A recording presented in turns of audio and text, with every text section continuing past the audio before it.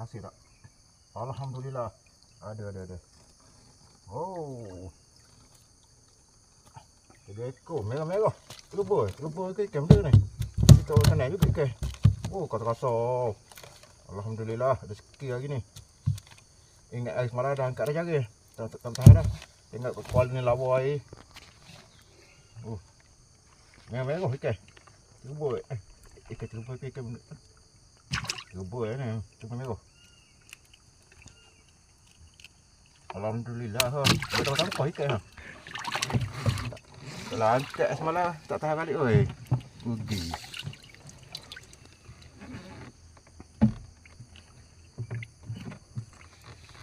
Alhamdulillah.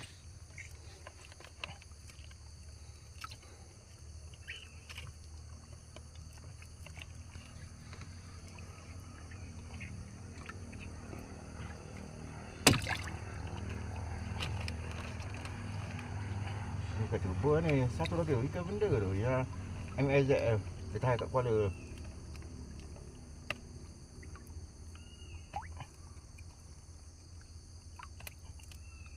Oh, kasar. Oh. Ada lagi tak asyik? Alhamdulillah. Lagi panjang lagi ni. Jom, kita saksikan. Ada lagi tak asyik? Aduh. Ada asyik ke tak?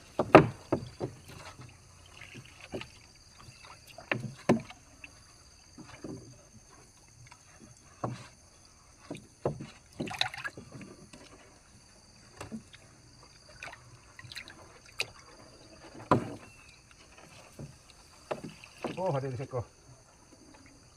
Rezeki.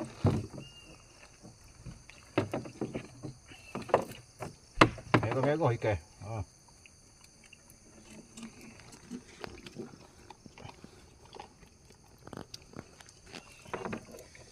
Rezeki. Alhamdulillah. Ada juga asyik ni lagi.